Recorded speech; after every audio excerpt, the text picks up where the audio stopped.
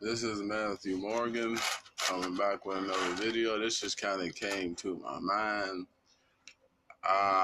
For those people who are either born with a different sexuality or over time discover they don't like what people think they're supposed to like as a gender, like guy liking guy, girl liking girl, guy like girl and guy, or girl like guy and girl, or a guy turns into a woman, woman turns into a guy. Here's the thing.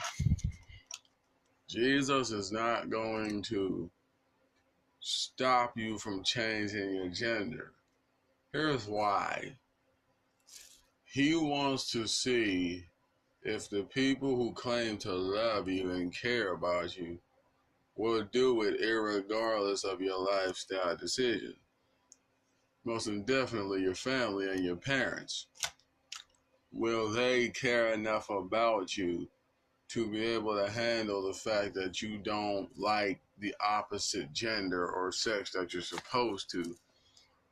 And are they going to be open-minded enough about it to still be like, you're my son, you're my daughter, I love you, and I'm not going to shun you no matter what you decide to believe in or who you decide to love?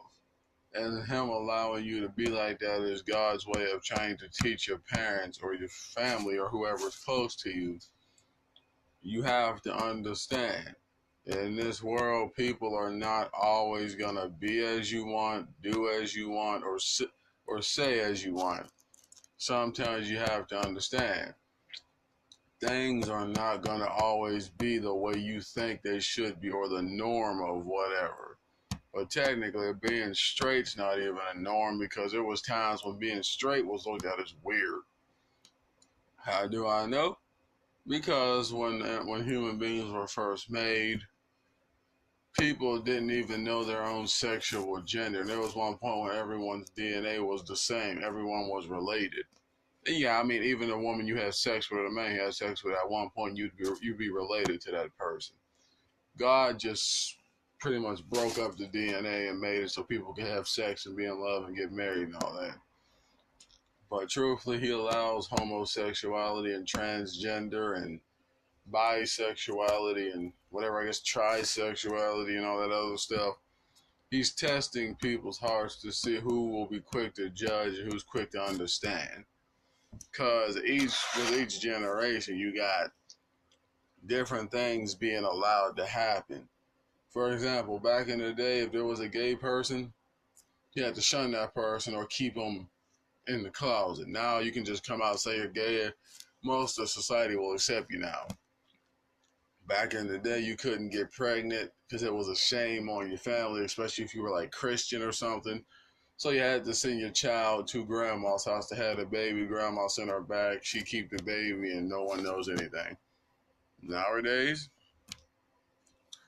you get pregnant, Instagram, Facebook, MySpace, YouTube, all that stuff. Back in the day, there was shame.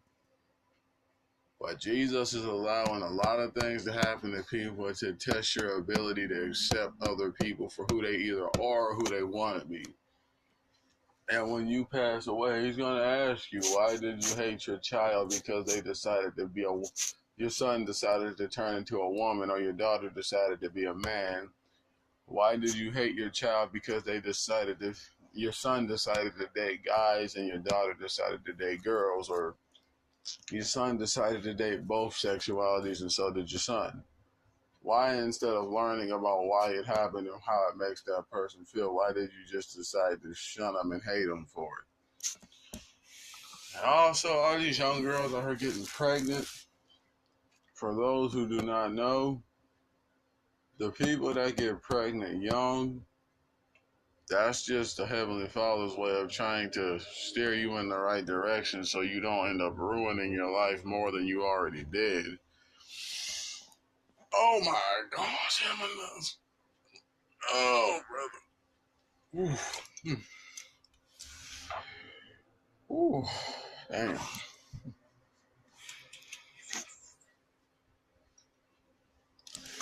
But anyway, so for anyone who has a baby young, That's just the Heavenly Father's way of trying to steer you in the right direction and keep you from doing wrong.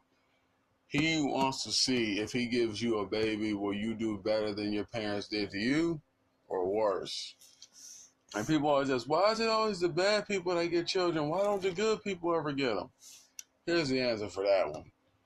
If you are good and you're doing right in this world, yeah, Jesus will give you a baby. He just won't rush because you don't need no direction. If you're bad and doing wrong, he's going to give you a baby because a baby is supposed to help you straighten out your crooked ways and want to do right. A child's purity and innocence is supposed to open your heart and make you see what you're doing is wrong and cause you to stop and try to do better. If you're doing right in life, he doesn't need to correct you to a degree. If you're doing wrong, that baby's supposed to help correct you. But if you're a good person, you'll still have a baby. You just won't be as fast as a person doing wrong. And not to say that always works with crooked people, but for the most part, that's why a lot of bad people have children. That's why a lot of good people do not. Just to put it out there. All right, I'm good.